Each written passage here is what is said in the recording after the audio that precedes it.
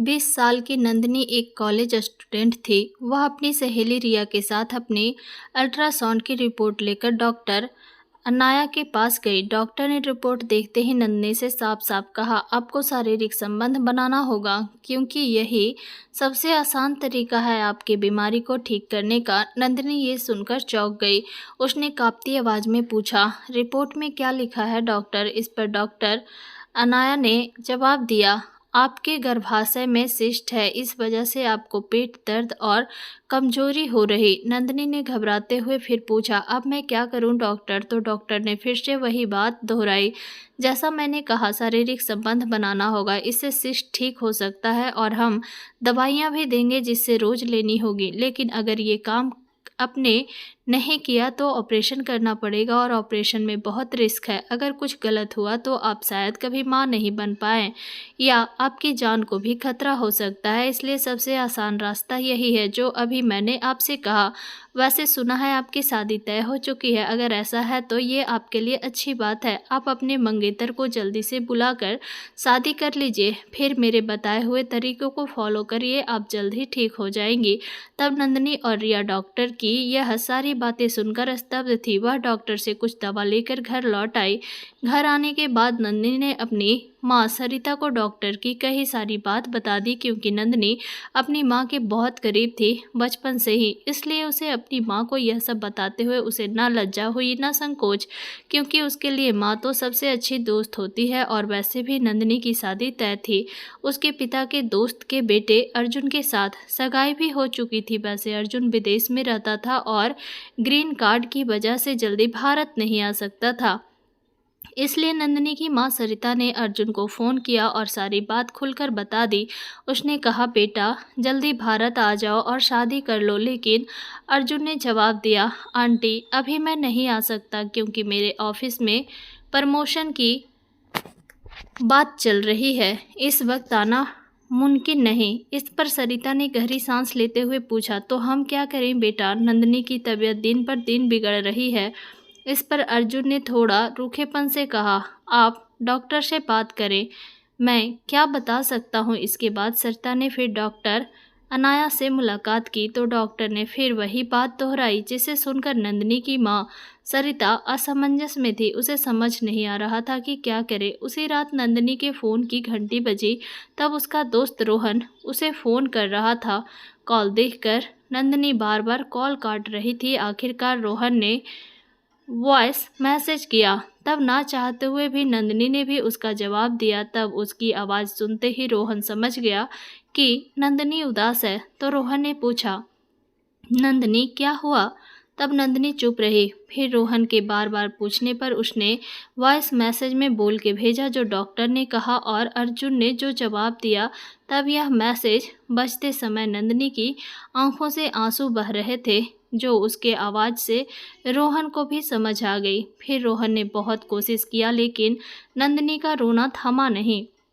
उस रात देर रात तक बात करने के बाद दोनों सो गए। वैसे अब खूब बता दें, रोहन नंदिनी का दोस्त था और उसका शुभ चिंतक, और उसका प्यार भी 9 महीने पहले फेसबुक पर उसकी दोस्ती हुई थी। दोस्ती धीरे धीरे प्यार में बदल गई, लेकिन फिर भी नंदिनी अपने पिता की पसंद को मानते हुए अर्जुन से शादी करने जा रही थी, क्योंकि उसके पिता ने साफ कह दिया था कि उसे अर्जुन से ही शादी करनी होगी।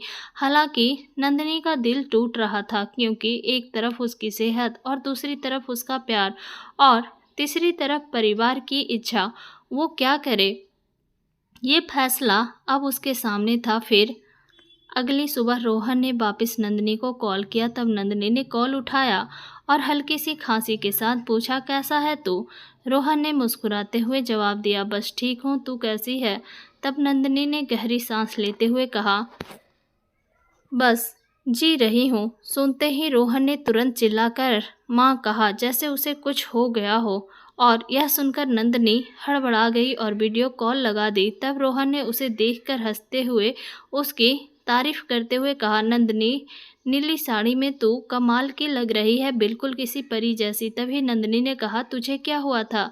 तूने माँ कहकर क्यों चिल्लाया? इस पर रोहन ने जवाब दिया, बस देखना चाहता था कि तू मुझे अभी भी चाहती हो या नहीं। इस पर नंदिनी ने हल्का सा हंसते हुए कहा, अब बस कर और चापलूसी मत कर, वैसे भी दिन पर दिन मैं फूल रही हूँ। फिर नंदिनी ने बात बदलते हुए पूछा, तू इंडिया में कब आया?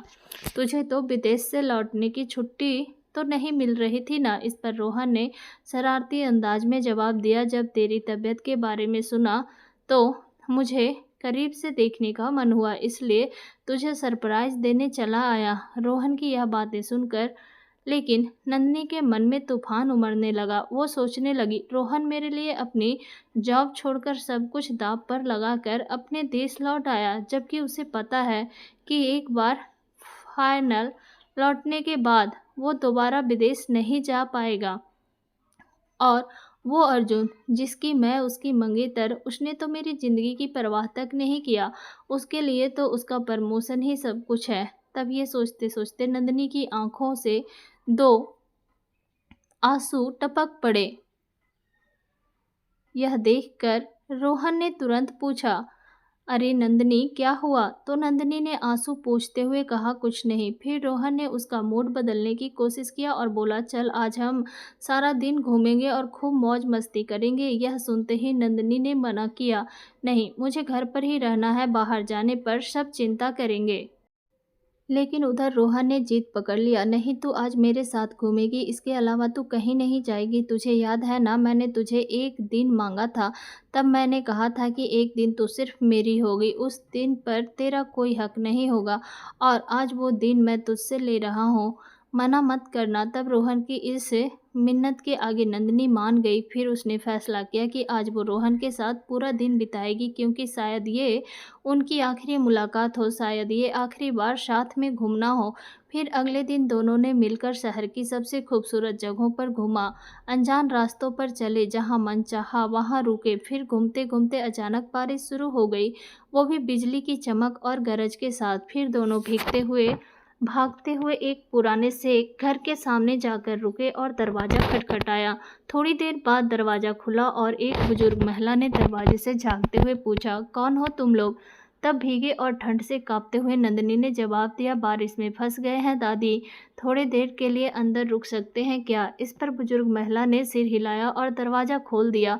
फिर भीगे हुए कपड़ों में ठंड से कांपते हुए दोनों अंदर आ गए। फिर बुजुर्ग महिला ने उन्हें तौलिया दिया और बोली, बेटी तू तो पूरी तरह भीग गई है, एक मिनट रुक। इतना कहकर वो बुजुर्ग महिला अपने कमरे में गई और एक साड़ी लेकर आई। फिर साड़ी नंदिनी के हाथ में देखते हुए बोली, ये साड़ी ले बेटा और बदल ले, तब तक मैं चाय बनाकर लाती हूँ। इतना कहकर वो बुजुर्ग महिला रसोई में चली जाती है। फिर रोहन वहीं पास में खड़ा मुस्कुरा उठा और चुटकी लेते हुए बोला, नंदिनी तुम ये साड़ी क्यों नहीं पहन रही? इस पर नंदिनी ने उसकी तरफ देखकर हंसते हुए जवाब दिया, तुझे नहीं पता कि मैं ये साड़ी खुद से नहीं पहन सकती, भाभी ने आने से पहले मुझे पहनाई थी। इस पर रोहन ने फिर शरारत भरे अंदाज में कहा, मैं पहनाऊं या आंखें बंद रखूं? फिर उसकी आवाज़ अचानक से भारी हो गई और फिर बोला, मेरी बीवी तो तू बनने वाली नहीं, जिसे मैं अपने हाथों से सजाऊं, साड़ी पहनाऊं, जब मन करे उसे बालों में बेला का गजरा लगाऊं। तब यह शब्द कहते हुए रोहन की आंखें नम हो गई। फिर उसने रूंधे गल से कहा, तू मेरे बच्चों की माँ तो नहीं बनेगी ना? मैं अपने बच्चे के मुंह से पापा की आवाज़ तो नहीं सुन पाऊंगा। कितने सपने थे मेरे, क्या मेरे सपने देखना भी गुनाह है? तब यह सब सुनकर नंदिनी की आंखें भी छलक आई। फिर उसने कांपती आवाज़ में कहा, ले ये साड़ी ले और पहना दे। वैसे रोहन ने यूट्यूब पर साड़ी पहनाने का तरीका सीखा था। दरअसल एक बार नंदिनी ने मजाक में ही कहा था कि शादी के बाद तुम्हें रोज़ मुझे साड़ी पहनानी होगी। इस पर रोहन ने हंसकर हामी भर दी थी। आज वही रोहन नंदिनी को साड़ी पहना रहा था, तभी जोर से बिजली कड़की और नंदिनी डर के मारे आधे साड़ी पहने हुए ही रोहन से लिपट गई। तब रोहन उसे थामना चाहता था, पर संकोच कर रहा था। फिर मन और प्यार की जंग में आखिरकार प्यार जीत गया और रोहन ने भी नंदिनी को बाहों में भर लिया। फिर उसने कांपते होठों से नंदिनी के माथे पर प्यार का एक चुम्बन दिया। तभी कमरे की बत्ती अचानक बुझ गई और फिर दोनों एक दूसरे में खो गए और अपने प्यार में पिघल कर पूर्ण हुए। फिर कुछ देर बाद वह बुजुर्ग महिला ने दरवाज़ा खटखटाया। फ्रेश होकर बाहर आओ, मैं चाय और खाना दोनों तैयार कर चुकी हूँ। इसके बाद दोनों ने फ्रेश हुआ और तरोताज़ा होकर उनके कमरे में आए। तब तक बुजुर्ग पुरुष भी आ चुके थे। फिर बुजुर्ग महिला ने दोनों का परिचय कराया। फिर चारों ने मिलकर पहले चाय पी, फिर थोड़ी देर बात करने के बाद खाना खाया और ढेर सारी बातें की। तब खाने के बाद नंदिनी ने कहा, दादी माँ अब हमें चलना चाहिए, बारिश भी थम गई है और घर वाले भी इंतज़ार कर रहे होंगे। यह सुनते ही बुजुर्ग महिला का चेहरा उदास हो गया, क्योंकि इतनी देर में उन्हें इन युवाओं का साथ अच्छा लगने लगा था, लेकिन अब घर फिर खाली हो जाएगा। तब रोहन ने उनकी उदासी भांपकर कहा, अरे दादी माँ उदास मत हो, हम फिर से आएंगे और आपके साथ गप्पे मारने। यह सुनकर बुजुर्ग महिला के चेहरे पर फिर से मुस्कान लौट आई। तब नंदिनी चुपचाप रोहन को देख रही थी। फिर दोनों ने उनसे विदा ली और सड़क पर निकल पड़े। अब दोनों खामोश थे, कोई कुछ नहीं बोल रहा था। चलते चलते अब नंदिनी अपने घर के पास पहुंच चुकी थी। तभी रोहन ने धीमी आवाज में कहा, रुक नहीं सकती इस पागल की जिंदगी में। इस पर नंदिनी ने अपने आंखों में आंसू लिए कहा, आज हमारी आखिरी बात, आखिरी मुलाकात, अच्छा से रहना। इतना कहकर वो दौड़ते हुए घर के अंदर चली गई। इसके 3 दिन बाद नंदिनी ने गौर किया कि उसके पेट का दर्द अब गायब था, तो वो खुश हुई और डॉक्टर अनाया के पास गई। तो डॉक्टर ने फिर से अल्ट्रासाउंड करवाया और रिपोर्ट देखी। रिपोर्ट देखने के बाद डॉक्टर अनाया हैरान थे, क्योंकि नंदिनी का गर्भाशय अब पूरी तरह से ठीक हो चुका था। तब डॉक्टर ने कोई चमत्कार मानते हुए कहा, तुम बच गई नंदिनी, तुम्हारी समस्या खत्म हो गई। तभी नंदिनी के मन में उस बारिश की रात और रोहन के साथ मिलन की यादें उसकी जहन में दौड़ गई। फिर डॉक्टर ने कुछ दवाइयाँ दी और कहा, अब तुम बिल्कुल ठीक हो, 1 महीने तक ये दवाइयाँ लेना, फिर मुझसे मिलना। इसके बाद नंदिनी घर लौटी और अपनी माँ सरिता को सब कुछ बताया कि माँ सब ठीक हो गया, अब चिंता मत कर। यह सुनकर उसकी माँ सरिता खुशी से फूली न समाई। फिर उन्होंने अर्जुन को भी फ़ोन करके सारी बात बताई। हालांकि इधर नंदिनी को अब सब समझ आ गया था कि वो गर्भवती है और रोहन के बच्चे की मां बनने वाली है, क्योंकि डॉक्टर ने उसे सब बता दिया था कि यह तभी पॉसिबल था जब किसी मर्द का बीज उसमें हो। इसलिए अब नंदिनी का दिमाग सुन्न हो गया और उसे कुछ समझ नहीं आ रहा था कि क्या करे। फिर घबराहट में उसने रोहन को फ़ोन लगाना शुरू किया, लेकिन तब रोहन का फ़ोन बंद था, कॉल नहीं जा रहा था। तब बार बार कोशिश करने पर भी कोई जवाब नहीं मिला, और मिलता भी कैसे। नंदिनी के उस आखिरी बात को कहते ही रोहन दर्द बर्दाश्त नहीं कर पाया और गुस्से में अपना फ़ोन तोड़ दिया था। लेकिन इधर अब अर्जुन का परिवार शादी के लिए तैयार हो चुका था और अर्जुन भी अब विदेश से छुट्टी लेकर आ गया था। जब यह बात नंदिनी को पता चली तो उसने अपने माता पिता के लिए एक छोटा सा पत्र लिखा और घर के पीछे के दरवाजे से चुपके से निकल गई। पत्र में लिखा था, माँ पापा मुझे माफ़ कर देना, मेरे लिए ये शादी करना मुमकिन नहीं, इसलिए मैं जा रही हूँ। ये मत सोचना कि मैं किसी के साथ भाग रही हूँ, मैं अकेले ही अनजान रास्ते पर निकल पड़ी हूँ। बस आप लोग खुश रहना।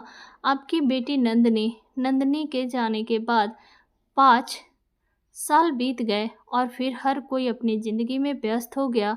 अर्जुन ने भी दूसरी लड़की से शादी कर ली और अपनी पत्नी के साथ विदेश चला गया, और नंदिनी के माँ बाप ने भी अपने दूसरे बच्चों के साथ अपनी ज़िंदगी को संभाल लिया। उधर रोहन यह सोचकर तसल्ली करता रहा कि नंदिनी ने शादी कर ली होगी और अपने पति के साथ खुश होगी। लेकिन नंदिनी का सच, वो कहाँ थी? क्या वो ठीक थी? उसका पेट में पल रहा बच्चा कैसा था? क्या वो बच्चा इस दुनिया में आया, या नंदिनी ने दुनिया की कड़वी बातों से बचने के लिए उस बच्चे के साथ इस दुनिया को अलविदा कह दिया? किसी को कुछ नहीं पता था। तभी रोहन की माँ की तबीयत अचानक बहुत खराब हो गई। फिर गांव के डॉक्टर ने उसे सलाह दिया कि उसे शहर के किसी अच्छे डॉक्टर को दिखाया जाए। इसलिए रोहन अपनी माँ को लेकर एक बड़े अस्पताल में शहर आया। अपॉइंटमेंट लेकर वो अपनी माँ के साथ इंतजार में बैठा था। जैसे ही डॉक्टर बुलाएंगे वो माँ को लेकर अंदर जाएगा। तभी रोहन की नज़र एक छोटी सी बच्ची पर पड़ी। वो बच्ची गुड़िया जैसी खूबसूरत थी, करीब 4 साल की होगी।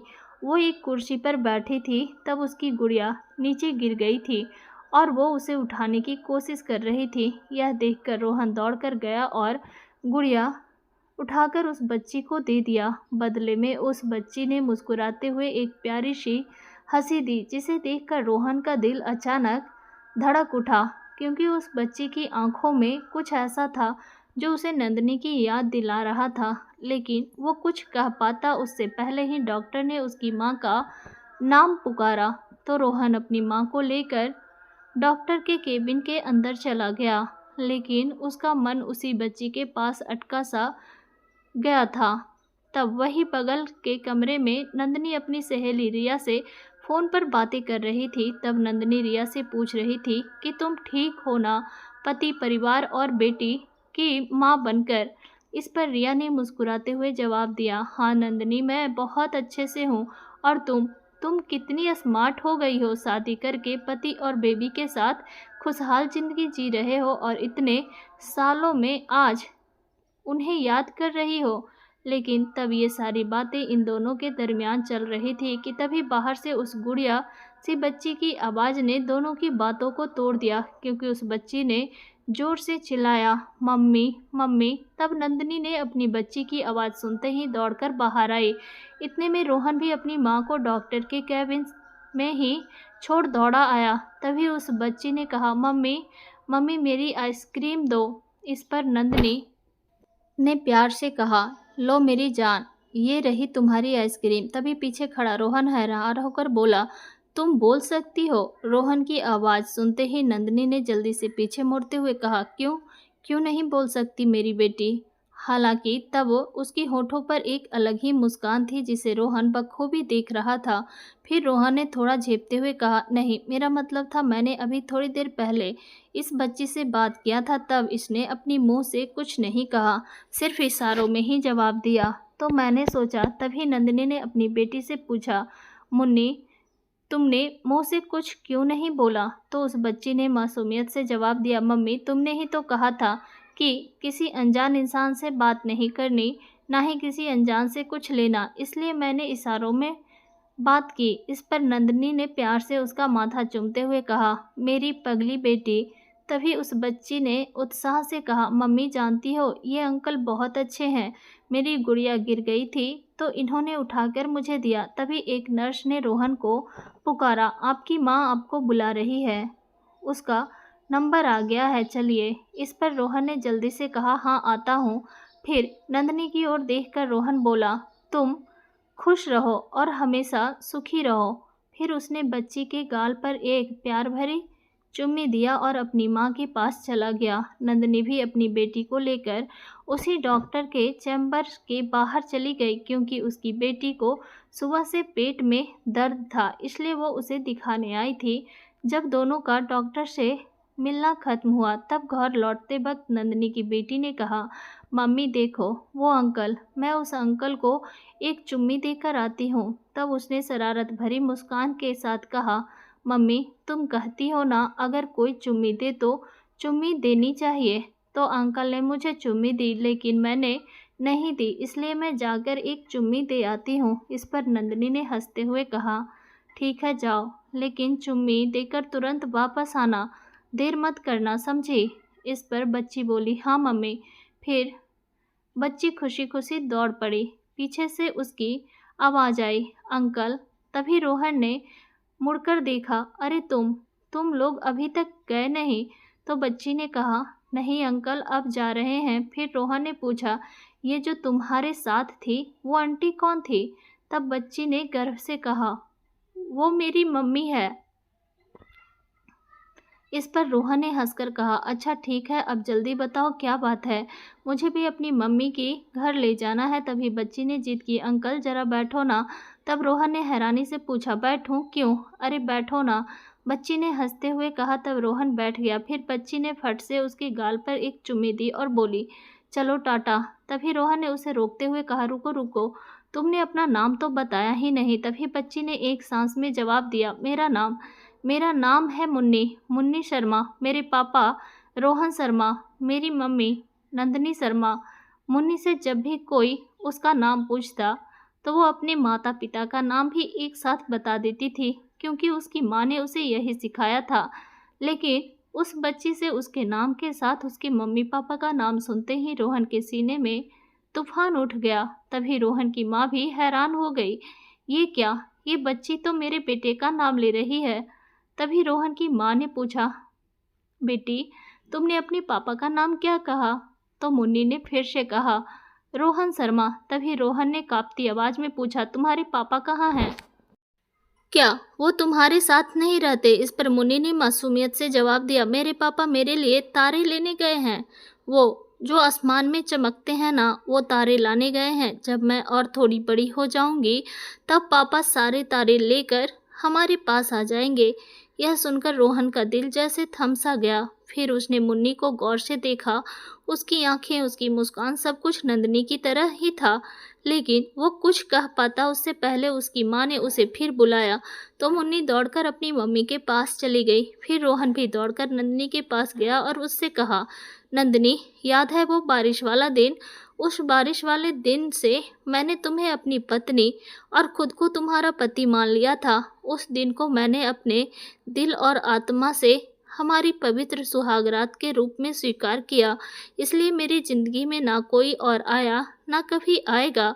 तभी रोहन की माँ ने बीच में टोकते हुए कहा, बस बहुत हो गया, अब दोनों चुप करो, बाकी बातें बाद में करना। अब घर चलो, मैं तुम दोनों की शादी करवाऊंगी। तुम्हारी हथेलियां अब मैं एक करूंगी और अब से तुम दोनों साथ रहोगे, हम सब साथ रहेंगे, क्योंकि अब मैं अपने पोती मुन्नी के साथ अपने बाकी के दिन बिताना चाहती हूँ। इतने में ही रोहन और नंदिनी ने माँ को गले लगा लिया। फिर वे साथ में घर लौट आए। फिर रोहन की माँ ने शादी की तैयारियां शुरू कर दी। उन्होंने नंदिनी के घर फ़ोन किया और कहा, हमने नंदिनी को ढूंढ लिया है, वो हमारे घर पर है। अगर आप उसे देखना चाहते हैं तो हमारे पते पर आ जाइए।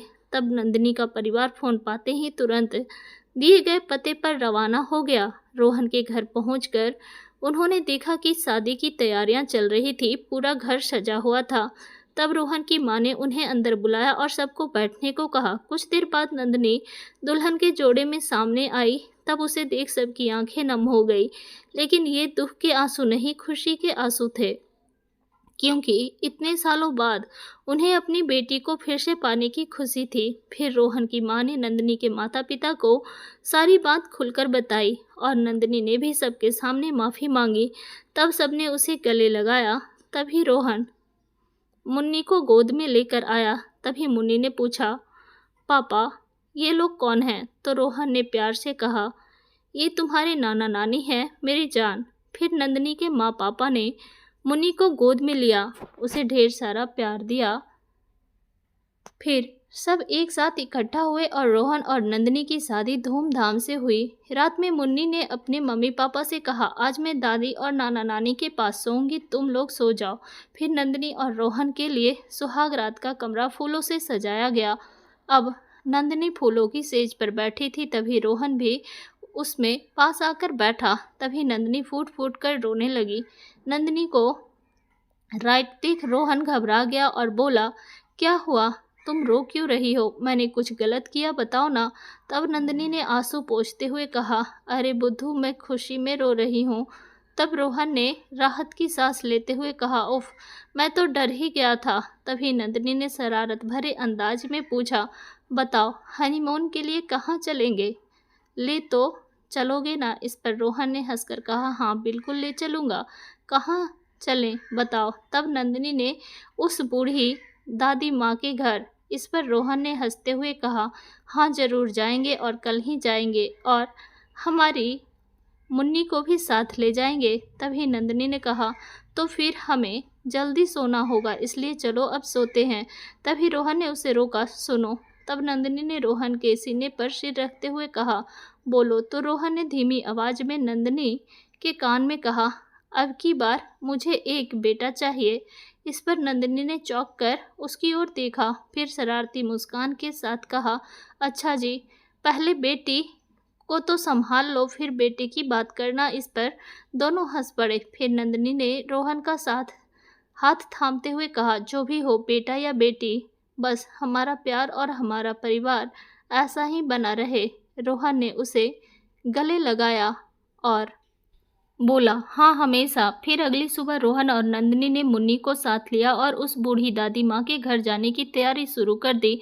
तब मुन्नी उत्साह से उछल पड़ी और बोली, मम्मी पापा, वो बूढ़ी दादी माँ हमें फिर से खाना खिलाएगी ना? इस पर नंदिनी ने हंसकर कहा, हाँ मेरी जान, और शायद इस बार वो तुम्हें अपनी कोई पुरानी कहानी भी सुनाए। फिर रोहन ने गाड़ी निकाला और तीनों उस छोटे से गांव की ओर चल पड़े जहां बारिश की उस रात उनकी जिंदगी बदल गई थी। रास्ते में मुन्नी अपनी छोटी छोटी बातों से दोनों को हंसाती रही। रोहन और नंदिनी एक दूसरे को देखकर मुस्कुराते, जैसे उनकी हर खामोशी में एक दूसरे के लिए अनकहा प्यार बोल रहा हो। जब वे बूढ़े दादी माँ और बूढ़े दादाजी के घर पहुंचे तो उनका स्वागत उसी गर्मजोशी से हुआ। बूढ़ी दादी माँ ने मुन्नी को गले लगाया और बोली, अरे मेरी गुड़िया, तू बड़ी हो गई। फिर बूढ़े दादाजी ने रोहन को देखकर कहा, बेटा इस बार खाली हाथ मत जाना, हमारे बगीचे से फल तोड़कर ले जाना। इसके बाद सबने मिलकर खाना खाया, पुरानी बातें याद की। फिर बूढ़ी माँ ने मुन्नी को अपनी जवानी की एक कहानी सुनाई, जिसे सुनकर मुन्नी की आंखें चमक उठी। तभी नंदिनी ने बूढ़ी माँ से कहा, दादी माँ, आपका वो खाना और वो बारिश की रात हमारी जिंदगी का सबसे खूबसूरत पल बना दिया है। इस पर बूढ़ी दादी माँ ने मुस्कुराते हुए कहा, बेटी, प्यार और भरोसा हो तो हर तूफान एक खूबसूरत याद बन जाता है। इसके बाद कुछ महीने और बीते। अब नंदिनी और रोहन अपनी जिंदगी में खुश थे। मुन्नी भी अब स्कूल जाने लगी थी और अपनी मासूम बातों से सबका दिल जीत लेती थी। एक दिन नंदिनी ने रोहन को एक छोटा सा लिफाफा थमाया। तब रोहन ने हैरानी से पूछा, ये क्या है? इस पर नंदिनी ने शर्माते हुए कहा, खोलकर देखो। जब रोहन ने खोलकर देखा तो लिफाफे में एक अल्ट्रासाउंड रिपोर्ट थी, जिसे देखकर रोहन की आंखें चमक उठी। उसने नंदिनी को गले लगाते हुए पूछा, सच में फिर से? तो नंदिनी ने हंसकर कहा, हाँ, और इस बार तुम्हारी बात मान ली। डॉक्टर ने कहा शायद ये बेटा ही हो। अब रोहन की खुशी का ठिकाना न रहा। उसने मुन्नी को गोद में उठाया और बोला, मुन्नी, तुम्हारा छोटा भाई आने वाला है। मुन्नी ने ताली बजाते हुए कहा, वाह, मैं उसे अपनी गुड़िया से खेलने दूंगी। फिर समय बीतता गया और नंदिनी ने एक स्वस्थ और तंदुरुस्त बेटे को जन्म दिया, जिसका नाम उन्होंने आरव रखा। रोहन और नंदिनी का परिवार अब और पूरा हो गया था। मुन्नी अपने छोटे भाई की हर शरारत में उसका साथ देती और दोनों की किलकारियों से घर गूंज उठता। एक दिन रोहन और नंदिनी अपनी शादी की सालगिरह पर फिर से उस बूढ़ी दादी माँ के घर गए। इस बार उनके साथ आरव भी था। बूढ़ी दादी माँ और बूढ़े दादाजी ने आरव को देखकर कहा, ये तो बिल्कुल तुम दोनों की तरह है। नंदिनी की आंखें और रोहन की मुस्कान। तभी मुन्नी ने अपनी नन्ही आवाज में कहा, और मेरा भाई। इस पर सब हंस पड़े। उस रात जब बच्चे सो गए तो रोहन और नंदिनी घर की छत पर बैठे थे। तब आसमान में तारे टिमटिमा रहे थे तो नंदिनी ने रोहन का हाथ थामकर कहा, याद है मुन्नी ने कहा था कि तुम तारे लेने गए थे? आज लगता है तुम सचमुच सारे तारे हमारे लिए ले आए। इस पर रोहन ने नंदिनी को गले लगाते हुए कहा, नहीं, तुमने मेरे लिए पूरा आसमान ही उतार लिया है। फिर दोनों एक दूसरे की बाहों में खो गए और तभी बारिश की बूंदें फिर से टपकने लगी, जैसे उनकी प्रेम कहानी को एक बार फिर से आशीर्वाद दे रही हो। तो दोस्तों, ये थी रोहन और नंदिनी की अनकही प्रेम कहानी। एक ऐसी कहानी जो बारिश की बूंदों से शुरू हुई और तारों भरे आसमान तक पहुंची। प्यार, विश्वास और परिवार की ताकत ने उसके हर मुश्किल फैसले को आसान बना दिया। उम्मीद है ये कहानी आपको दिल को छू गई होगी। अगर पसंद आई हो तो इस वीडियो को लाइक और चैनल को सब्सक्राइब करना मत भूलना। फिर किसी नई कहानी में मुलाकात होगी। बाय।